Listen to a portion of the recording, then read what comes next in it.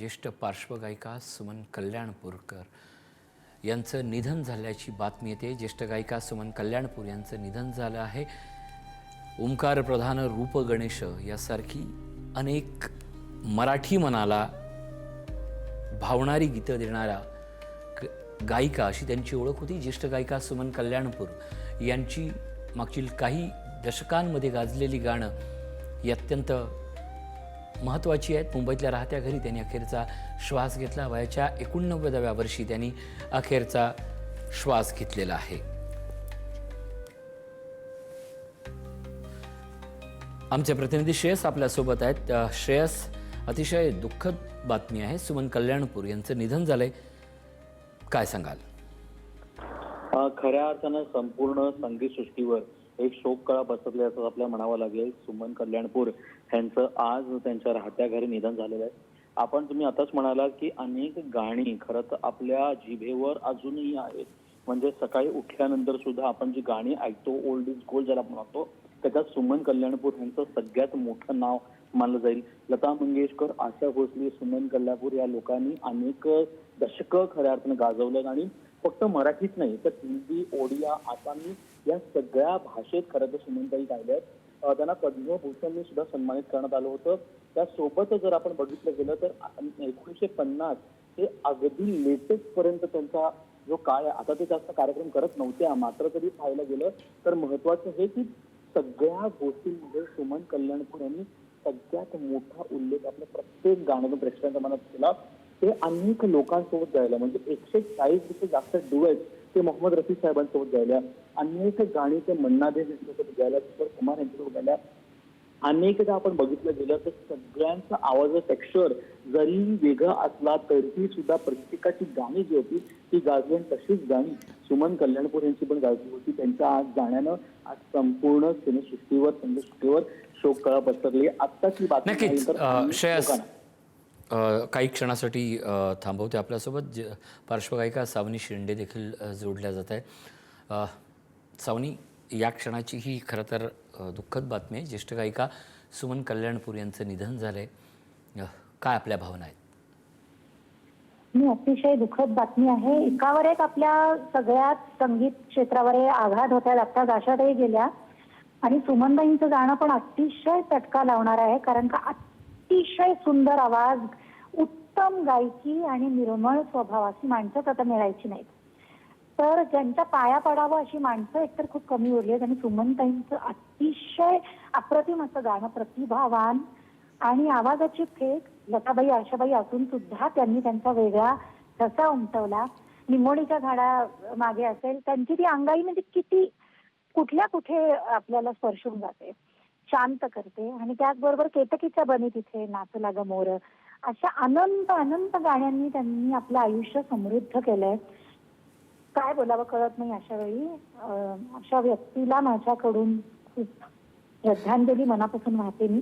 आणि त्यांचे संस्कार पुढच्या पिढीने, त्यांचा जो सुसंस्कृतपणा होता वागण्या बोलण्यात आणि गाण्यात, साधेपणा होता, तो घ्यावा, ती श्रद्धा घ्यावी। त्यांनी जी संगीतावर अपार श्रद्धा ठेवली, शेवटपर्यंत सुरांची इमानदारी राखली, ते घेण्यासारखं आहे प्रत्येक पिढीने असं मला वाटतं। अगदी ही खरी श्रद्धांजली ठरेल। या सगळ्या प्रवासाचा जेव्हा आपण उल्लेख करतो तेव्हा हिंदी असेल, मराठी असेल, गुजराती, कन्नडी, बंगाली, ओडिया अशा वेगवेगळ्या भाषांमध्ये गाणी गाताना तो जो एक तरलपणा होता, जो 1960 पासून ते आतापर्यंत एका पार्श्वगायनाचा आवाजासाठी जो तरलपणा लागतो, तो तरलपणा जपताना त्यांनी ते गाणं फक्त पडद्यावरचं न ठेवता जनसामान्यांचं, प्रेक्षकांचं, सिनेरसिकांचं, संगीत रसिकांचं ठेवलं, त्याबद्दल अगदी अगदी त्या भाषेचा लहजा त्यांनी इतका अचूक पकडला होता।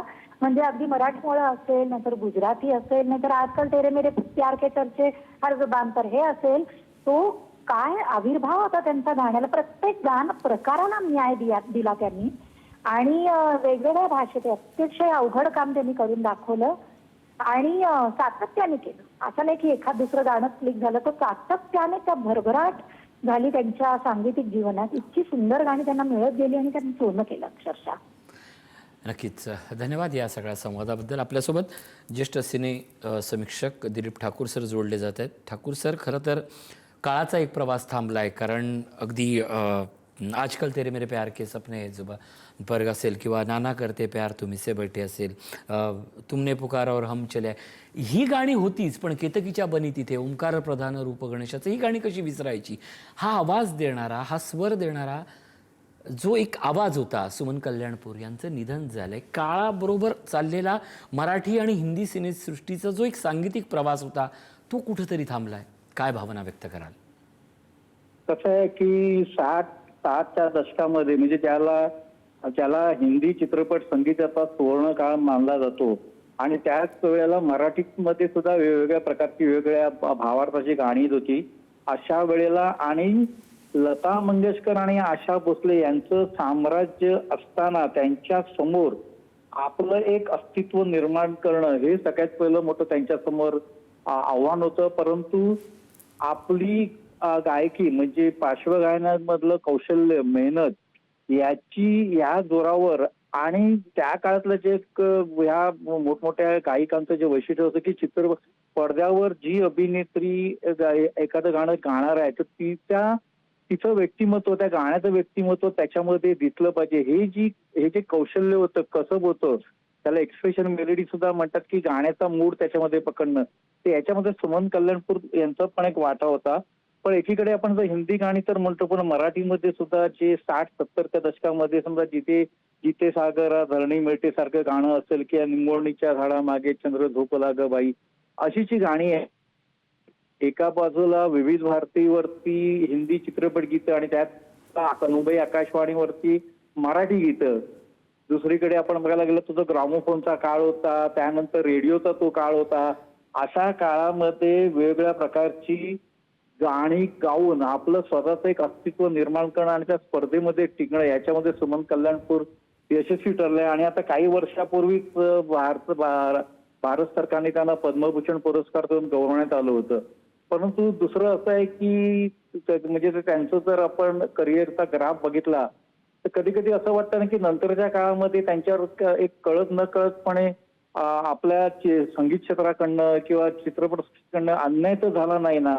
कारण नंतरच्या काळामध्ये त्यांच्याकडे सगळ्यांचं जसं एक प्रकारचं दुर्लक्ष झाल्याचं दिसतं. म्हणजे त्यांची गाणी लोकप्रिय झाली होती, परंतु त्यानंतर त्यांना त्या प्रकारे पुन्हा सातत्याने जी संधी मिळायला पाहिजे होती ती नंतरच्या काळातील संगीतकारांनी म्हणावी तशी दिलेली दिसत नाही आहेत. त्यामुळे ही एक खंत किंवा हे एक वेदना त्यांच्या बाबतीत काय मिळेल असं मला वाटतं. चित्रपट संगीतामध्ये ज्या अनेक महान गीतकार, संगीतकार, पार्श्वगायकांचा जो सहभाग आहे त्याच्यामध्ये सुमन कल्याणपूर हे एक मोठं नाव होतं.